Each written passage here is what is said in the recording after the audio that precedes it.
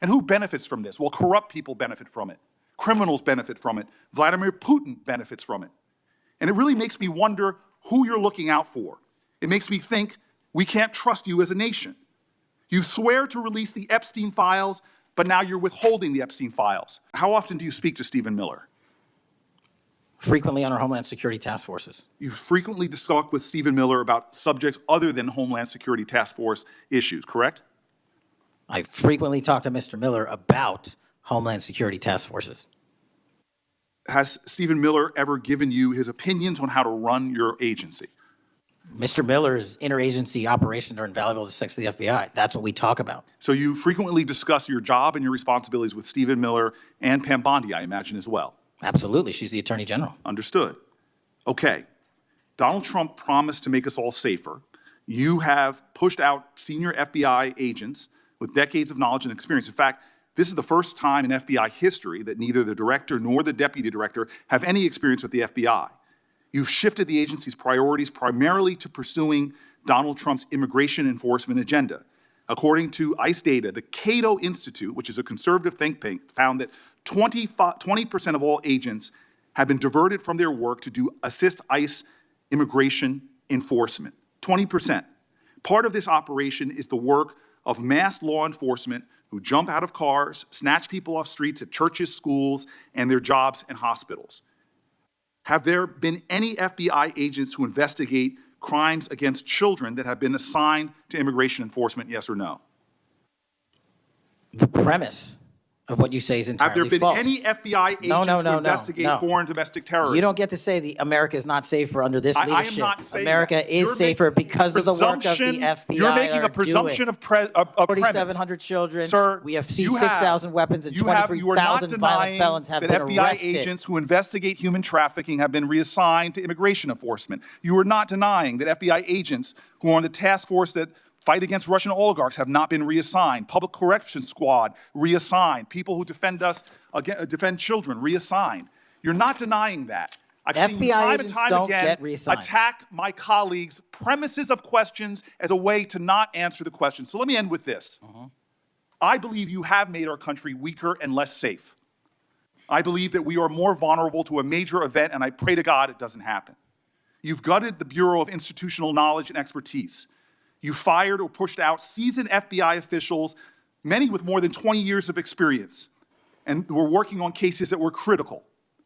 You've been purging thousands of serious law enforcement officials who spent their careers keeping us safe, only to lower hiring standards in order to find anyone to replace them. And shockingly, you admitted in this hearing to Senator Coons that it would take 14 years to fill the vacancies at your agency. Many are the result of your purge. 20% of FBI agents are doing low-level immigration enforcement instead of their mission-critical work. You've disbanded entire task forces that stop election interference, foreign influence, public corruption. And who benefits from this? Well, corrupt people benefit from it. Criminals benefit from it. Vladimir Putin benefits from it. And it really makes me wonder who you're looking out for. It makes me think we can't trust you as a nation. You swear to release the Epstein files, but now you're withholding the Epstein files. That Senate hearing wasn't just another round of political questioning. Between Cory Booker and Kash Patel wasn't a mere exchange of questions. It was a moment of truth cutting through layers of political performance. Booker didn't just challenge Patel.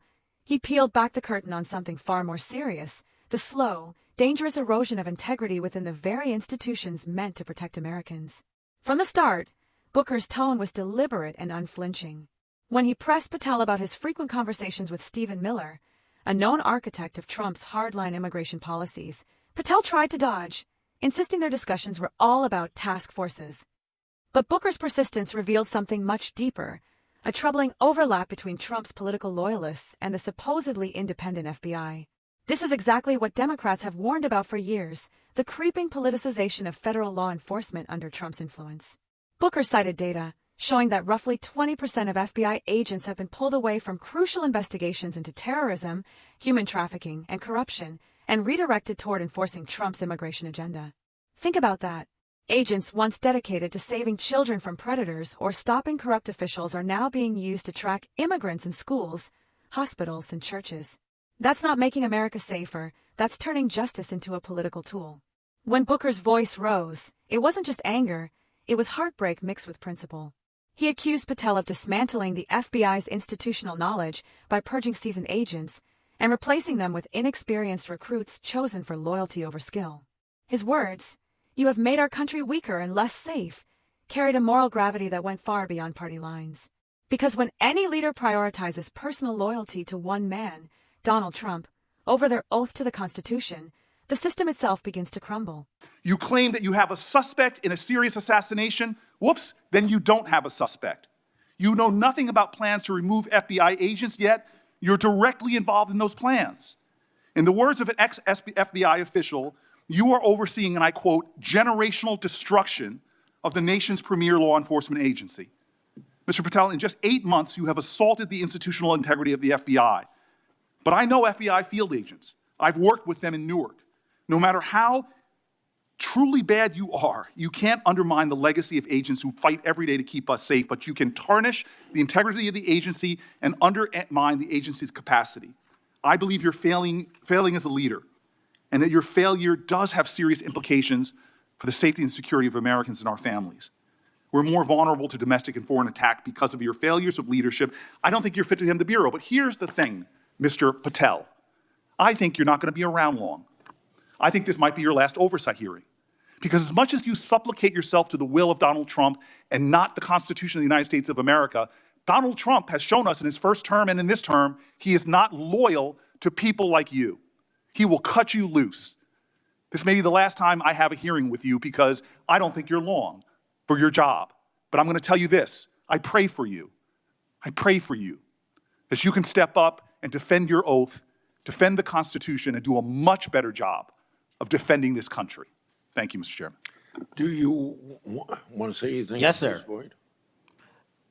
That rant of false information does not bring this country together. If you want to work on bringing this country, it's my time, not yours. My If you- God. If You're you gonna want to lecture talk me about- dividing this country, It is I my follow time. you on your social media posts that It is tear my this country time apart. to There address should be a your unifying- falsehoods. Oh, You Senator are an Booker, you can try embarrassment all to the you division want in this to country. not Senator take Booker, responsibility it is my time. for what You you had have your said. time. Sir, you're Your making time a is mockery of over. this committee. Sir, you don't tell me my time is over. You The know how people far of New we've Jersey come tell me since what my you time is. Senator- You can't lecture me. You can tell me Sir, my you time's have- over? You may be the charge of the I'm not FBI, going anywhere. but I am not afraid of you, sir. Mr. Chairman, Not afraid of you. Mr. Chairman, point of order. Senator Booker, I announced at the beginning of this meeting that this back and forth, talking over each other, doesn't work. And I said if that happened, I asked Patel not to respond, and I was going to give him some time after the senator's time was up to respond. And he has the privilege to do that uninterrupted. Mr. So Chairman, one point of Go order. ahead, Mr. I've Patel. watched him talk over us, and you've never once criticized him for us not even being able to get our questions out. Well, He has been rude and disrespectful to senator after senator. And when the senators were not giving him a chance to answer, I didn't stop the senator either. Go ahead, Senator. Thank you, Mr. Chairman. If the FBI, under my 7-month leadership, were failing this administration in this country, why do we have 23,000 violent felons arrested this year alone? A double increase from that time last year. Why is it that we have seized 6,000 weapons? Why have we found 1,500 child predators and arrested them? Why have we 300 human traffickers in jail? Why have we found and identified 4,700 children? Why have we seized 1,600 kilograms of fentanyl, enough to kill a third of the American public, a 25% increase alone from last year? 88,000 kilograms of cocaine seized, 7,000 kilograms of meth seized, and that's just on our criminal operations in summer heat. How is it possible that we're taking 8 kilograms off the streets of the cities in New Jersey and preventing the deaths of 607,000 people this year alone, a failure of the FBI and my leadership? How is it that we have counterintelligence arrests already this year exceeding the numbers from the entirety of last year? 33% increase in PRC, 83% in Russia, 60% in the CI space as it relates to Iran, and we haven't even talked about CT, the southern border, the northern border.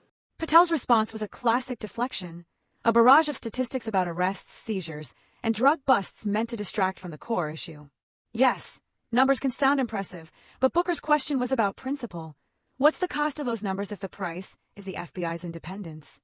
Success without integrity isn't success at all. It's control disguised as competence. Booker's closing remarks cut through the noise. When he told Patel, "You supplicate yourself to the will of Donald Trump and not the Constitution," he wasn't just making a political jab. he was issuing a moral warning. Because history has shown us what happens when government officials trade conscience for obedience. And yet, even as he condemned Patel's failures, Booker ended with something deeply human. I pray for you. That wasn't sarcasm. It was a reflection of the democratic belief that leadership must come from compassion, not contempt. What unfolded in that hearing wasn't simply a clash of egos. It was a confrontation between accountability and authoritarianism, between integrity and manipulation. Booker stood for something larger than himself, the defense of truth, of justice, and of the institutions that hold democracy together. Because at the end of the day, this isn't about left or right. It's about the soul of American governance. And what Cory Booker reminded everyone in that room is that defending democracy sometimes means raising your voice, standing your ground, and refusing to let fear or loyalty to power silence the truth.